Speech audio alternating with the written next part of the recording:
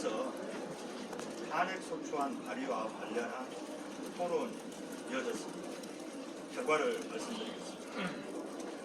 방송통신위원장 공관, 범죄검사 손준성, 범죄검사 이정석 3인에 대한 탄핵소추안을 등록 채택했습니다.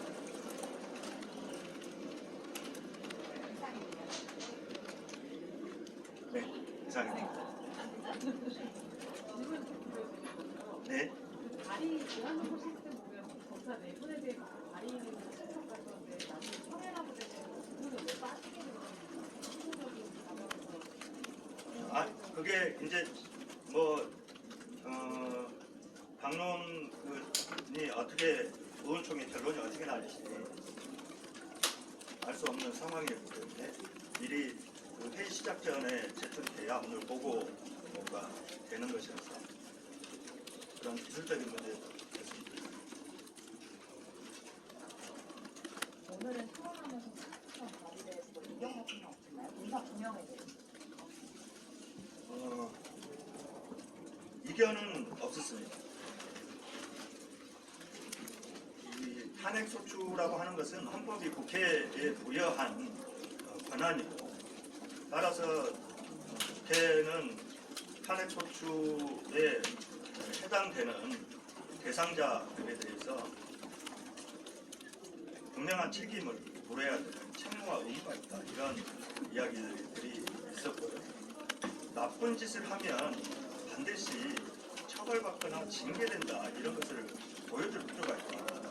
그런데 검사들은 위법한 범죄 혐의나 중대한 비위가 있음에도 불구하고 제19 감싸기 등으로 제대로 징계받고 처벌받지 않는 일들이 다반사로 벌어지고 있고 수사도 제대로 고발을 하더라도 수사도 제대로 진행되지 않는 그런 상황이기 때문에 국회가 위법한 범죄, 중대한 비위 행위가 명백한 국무위원 또 검사들에 대해서 탄핵하는 것이 마땅하다라는 의견이 다수였습니다. 탄핵소추 논의됐던 나머지 검사 두 분은 뭐 따로 안 된 이유가 있을까요? 우선 저희 그 의원들 사이에서는 간부급 검사로 탄핵을 추진을 하고 논의됐던 다른 검사들 같은 경우에 공수처 고발을 통해서 수사가 진행되도록 하기로 했습니다.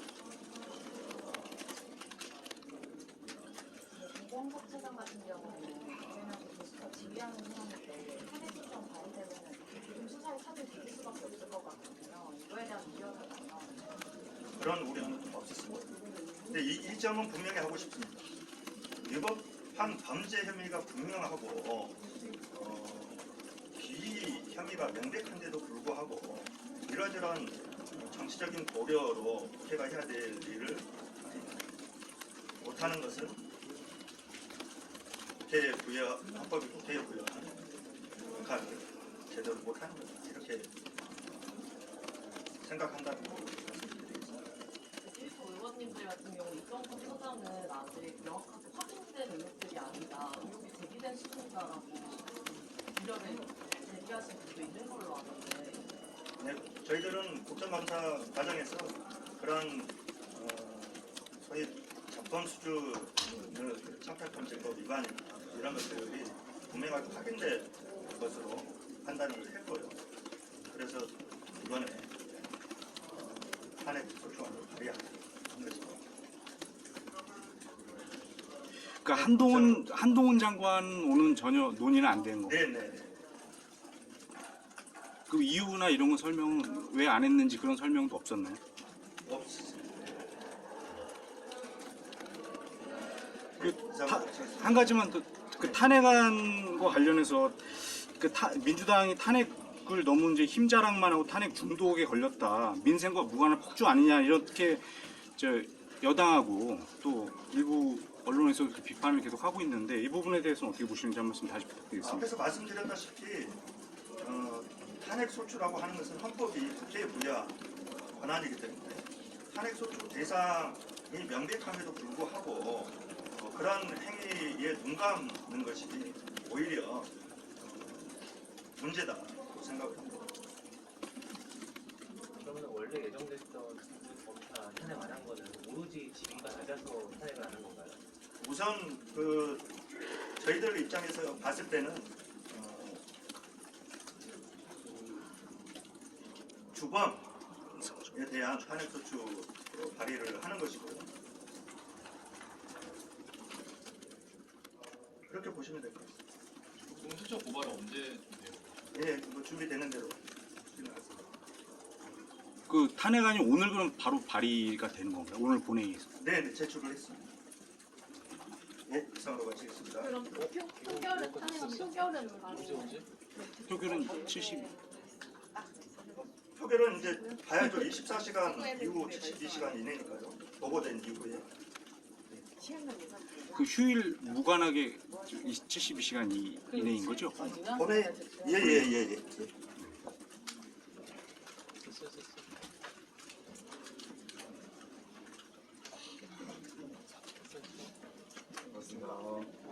제출해버렸대는데?